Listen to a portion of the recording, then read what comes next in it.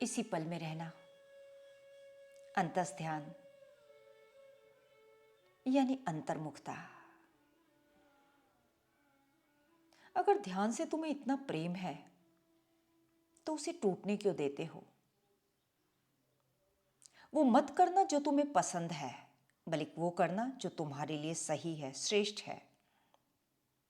लगातार देखना मन की गति को, मन ही माया। तनिक मात्र भी इसके साथ अटैच नहीं होना, थोड़ी देर बस।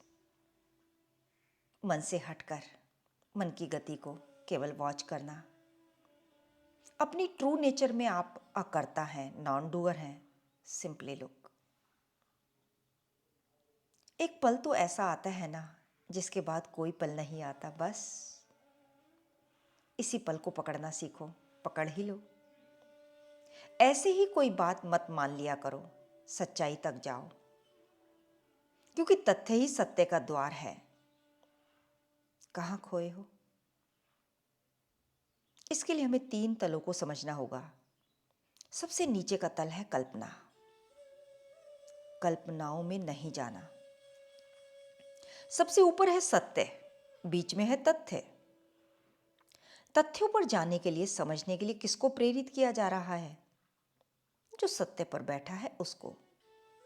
सोचो जरा, नहीं, जो कल्पनाओं में बैठा है, खोया है, मन में खोया है, भूत और भविष्य में खोया है। इसीलिए कहा गया, तथ्य सत्य नहीं है, सत्य का द्वार है, अंतस का द्वार है। आप बाहरी जगत से हटकर, विचारों से हटकर, इसी पल में इस धारा को सुन रहे हो, तो ये धारा द्वार बन गई तुम्हें ऊपर की ओर ले जाने के लिए, जो तुम्हारा नाता शूद्र से हटाएगी, तुम्हारा रिश्ता उस विराट से जोड़ेगी। तो तथ्य उसके लिए बहुत जरूरी हो जाते हैं जो मात्र कल्पनाओं में जीते हैं। अधिकतर मान्यताओं में ही तो जीते हैं हम। कभी उन मान्यताओं को हम विश्वास का नाम दे देते हैं, तो कभी श्रद्धा का। वो होता कुछ और नहीं है, बस एक व्यक्तिगत सपना चल रहा है। और सपने में तो हम कुछ भी देख सकते हैं, उसका क्या भरोसा, उसका क्या महत्व।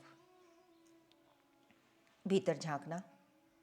हम में से अधिकतर व्यक्ति व्यक्तिगत विश्व में रहते हैं, अपनी ही दुनिया में। ऐसी दुनिया जिसके केंद्र में परम नहीं बैठा, वो विराट नहीं बैठा। कौन बैठा है? अहम, मैं, माइंड, मेरा, मेरापन। तो ऐसे ही व्यक्तियों को कहा जाता है कि कम से कम निचले तलों से उठकर मध्यम तक तो आओ। मध्यम तल है फैक्ट्स का। निचले तर पर है मन की विक्षिप्त अवस्था, सिर्फ पागलपन। पागल खाने में देखा है कभी जाकर? पागल खाने में हर पागल अपनी दुनिया में है। उसकी हरकतों को देखो। वो अपने हाथों की उंगलियों को चला रहा है और उससे पूछो क्या कर रहे हो? मैं नोट गिन रहा हूं, मैं सेठ हूं। सेठ निश्चित रूप से है, लेकिन किसके लिए? बस अपने लिए। क्या वो झूठ बोल रहा है? नहीं। वो आपको धोखा नहीं देना चाहता। उसको सचमुच लगता है कि वो सेठ है। वो सेठ सिर्फ अपने लिए है। ये है पर्सनल सब्जेक्टिविटी। ज्यादातर हम लोग ऐसे ही तो जीते हैं। यहां जो कुछ भी है मेरे लिए है। भीतर झांकना, हम कैसे हैं? आप में से कितनों को लगता है कि जीवन ने, तकदीर ने आपके साथ कुछ नाइंसाफी की है? लगता है ना हम सबको यही। बस यही है पर्सनल सब्जेक्टिविटी। मैं तो महान हूं, वो तो जीवन ने मेरे साथ कुछ अनायास अन्याय कर दिया, वरना पता नहीं मैं क्या होता आज। अपनी अपनी नजर में सब बादशाह हैं। किसी को भी अपनी सच्चाई का पता है क्या? ये कोई आध्यात्मिक सवाल नहीं है, ये एकदम हकीकी जमीनी बात है कि एक्चुअल में हम फैक्ट्स में भी नहीं जीते। एक ही बात को जब हम बार बार बोलते हैं, बार बार माइंड में रहते हैं, 100 बार जब हम झूठ बोल लेते हैं तो आपको सचमुच लगने लगता है कि जो दिखाई दे रहा है वही तो सच है। हमें झूठ में जीने की आदत हो गई है। कभी कभी किसी की जिंदगी में वो पल आता है जब वो निरपेक्ष होकर अपने जीवन को देखकर कह पाता है कि हाँ, बड़ी फीकी सी है कहानी मेरी। सच तो ये है कि कुछ करा नहीं, कुछ पाया नहीं, कुछ जिया नहीं, जिम्मेवार बस मैं हूं। इसी पल में अंतस की शुरुआत होती है। टोने टोट के झाड़ फूंक पूजा अर्चना से नहीं, व्यक्तिगत निष्पक्ष ईमानदारी के एक पल से अंतस की शुरुआत होती है। और जो तथ्यों में जीने लग गया अब उसके लिए सत्य दूर नहीं है, बस कल्पनाओं से ऊपर उठकर तथ्य में आना है। उससे आगे का काम हमें ऋषियों ने बताया है कि वो अपने आप होता है। उससे आगे के काम को ही ग्रेस, अनुकंपा कहा जाता है। वो सब अपने आप होता है। कभी महसूस किया है उस ग्रेस को? लेकिन इमेजिनेशन से फैक्ट पर आने का काम आपको खुद करना होता है और उसमें बहुत चोट लगती है, खुद को तोड़ना पड़ता है। यही वो स्टेज है जब आपकी भीतर से ईगो कम होती है। उसके बाद सत्य के द्वार, अंतस के द्वार अपने आप खुलते चले जाते हैं। सत्य कोई उपलब्धि नहीं होती। सत्य को अपने हाथ बढ़ाकर भी प्राप्त नहीं किया जा सकता, पर तथ्य को आप कर पाएंगे। यही आपका कर्तव्य है। आप तथ्यों में जीना शुरू कीजिए। फैक्ट्स, सच्चाई क्या है। इसीलिए इस धारा में जिज्ञासा पर बहुत जोर दिया जाता है। यानी आप जो भी कह रहे हैं आपको कैसे पता कि वो सच है, यही छानबीन कीजिए। आपने भीतर कितनी तलाश की, बाहर कितनी तलाश की। भीतरी तलाश का तो चलो कुछ पता नहीं, क्या गूगल भी कभी ठीक ढंग से किया? या फिर सिर्फ अपनी कुछ मान्यताएं बना ली कि यही सही है? आज की दुनिया में तथ्य छिपे हुए नहीं है। ये सूचनाओं का युग है। आप जो जानना चाहते हो वो जान सकते हो।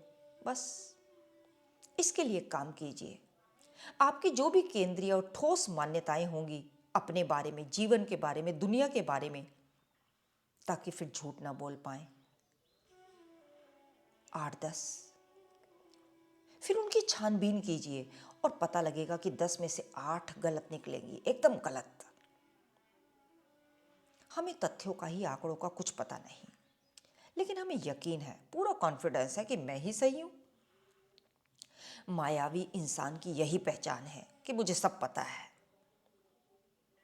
माया जिस दिन थोड़ी विनम्र हो जाए उस दिन उसका अंत शुरू हो जाता है। ये एक चीज है जो आप माया में नहीं पाओगे। माया से बचे रहने के लिए बहुत जरूरी है कि उसमें एक अकड़ हो। इसी से माया का बचाव होता है। ये मत भूल जाइए कि मन ही माया, मन ही झूठ, मन ही कपट। लेकिन हमें अपने झूठ पर पूरा विश्वास है। यही माया है। ये माया का लक्षण नहीं है, माया की मजबूरी है। क्योंकि विनम्रता माया का अंत होती है। विनम्रता का अर्थ है स्वयं पर प्रश्न चिन्ह लगाना। स्वयं पर सवाल किया तो जो उत्तर आएगा वो समाप्ति की ओर ले जाएगा। समाप्ति बुरी चीज नहीं है, डरना मत। उसी समाप्ति से जीवन शुरू होता है। हम सपने में हैं। जानने वालों ने तो ये तक कह दिया कि हम सपने भी नहीं हैं, हम गर्भ में हैं, हम पैदा होने की प्रतीक्षा में हैं। हम पैदा क्यों नहीं हो पा रहे? क्यों? क्योंकि हमें लग रहा है कि हम पैदा हो चुके हैं। बहुत मजे की बात है ये कि हमें लग रहा है हम पैदा हो चुके हैं। क्या सच में पैदा हो गए हैं? हम क्यों नहीं जी रहे? क्योंकि हमें लगता है कि हम जी रहे हैं। जिसको दिख जाए कि हम जी ही नहीं रहे, बस सुबह से शाम तक एक यंत्रवत काम ही तो हो रहा है, एक झूठ चल रहा है, एक मुर्दा अस्तित्व समाप्त हो जाता है। यानी उसका मुर्दा होना समाप्त हो जाता है। और जब वो मुर्दा नहीं रहा तो वो जी उठा। बहुत गहरी बात है ये। इसीलिए एक ईमानदार व्यक्ति जीवन के प्रति वैज्ञानिक दृष्टिकोण रखेगा। वो बात बात में जांचेगा, परीक्षण करेगा कि अमुक बात का मेरे ऊपर क्या प्रभाव पड़ रहा है, पड़ा या नहीं। ध्यान रहे, जो जगत के प्रति वैज्ञानिक नहीं है वो स्वयं के प्रति आध्यात्मिक नहीं हो सकता। जो जगत में अंधविश्वासी है वो भीतर बड़ा अहंकारी होगा। दरअसल अहंकारी का बड़े से बड़ा लक्षण होता है अंधविश्वास। बड़ी चोट लगेगी आपको। जो धार्मिक नहीं है वही वास्तव में अंधविश्वासी होता है। जो सच्चे अर्थों में अंतस्कराही होगा, आध्यात्मिक होगा, वो तो वैज्ञानिक होगा। वो बात बात पर सेल्फ इंक्वायरी में उतरेगा, भीतर की प्रयोगशाला में उतरेगा, अंतस में उतरेगा। खोज, जिज्ञासु, पिपासु होना आध्यात्मिक व्यक्ति की निशानी है। ध्यान रहे, तुम किसी भी चीज का अनुभव करना चाहते हो वो तुम्हें वो ही होना पड़ेगा। उससे पहले तुम फील कर सकते हो, देख सकते हो, सुन सकते हो, स्पर्श कर सकते हो, लेकिन इसका अस्तित्व क्या है ये एक्सपीरियंस करने के लिए हमें वो होना पड़ेगा। यानी डैट, तत्त्वम असि, उपनिषद का महाघोष।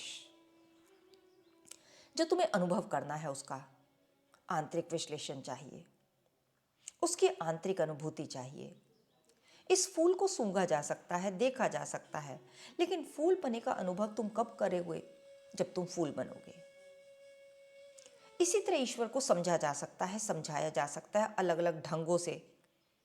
हम तुम्हें बता सकते हैं, लेकिन ईश्वर पने का अनुभव क्या है ये ईश्वर होकर ही समझ आता है। इसके लिए तुम्हें अभी और यही में आना होगा। इससे तुम्हें तुम्हारा स्वरूप उघड़ कर पता चलेगा कि भीतर क्या झूठ छिपा है। सदगुरु का ताजा ताजा निकला ज्ञान जो उनके अनुभव में से निकला। सदगुरु का ज्ञान तुम तक पहुंचता है, तुम ज्ञान से भरते हो, लेकिन सेकंड डॉट पर उसकी कोई वैल्यू नहीं है। सेकंड डॉट पर वैल्यू है प्रेम की, जो तुम्हारी ओर से लौट कर आएगा, वही इस कर्व को पूरा करेगा। अगर वहां प्रेम की धारा बह रही है तभी बात आगे बढ़ेगी। शिष्य कौन? जो सीखना चाहता है, सीखकर दूसरों को सिखाना चाहता है। भक्त कौन? जो सदगुरु जैसा होना चाहता है, जो सदगुरु में डिसॉल्व होना चाहता है। वे भक्त जो बटा बटा रहता है, आधा अंदर आधा बाहर, ना इधर का रहा ना उधर का। भक्त यानी जो एक होना चाहता है, नहीं तो पूर्णता का एहसास नहीं होगा।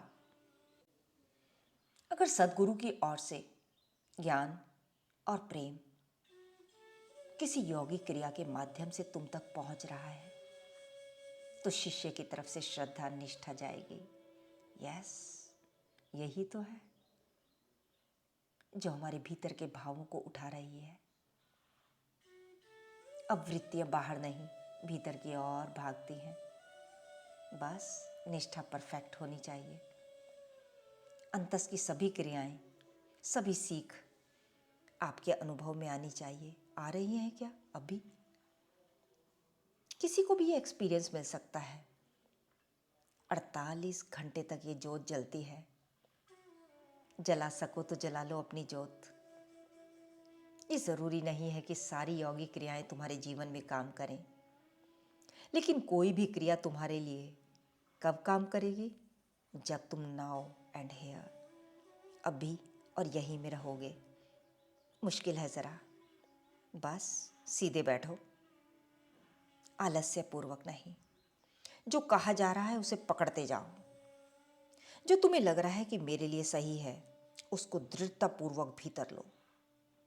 जागे रहना, होश में रहना। इसी होश को हम नेक्स्ट वॉल्यूम में और डिटेल से जानेंगे। कुछ बातें, मुलाकातें अधूरी छोड़ दीजिए। हर सफ़र में मंजिल हो ये ज़रूरी तो नहीं, बस चलते रहना। ओम गुरुवे नमः, श्री गुरुवे नमः, ओंकार गुरुवे नमः, श्री गुरुवे नमः।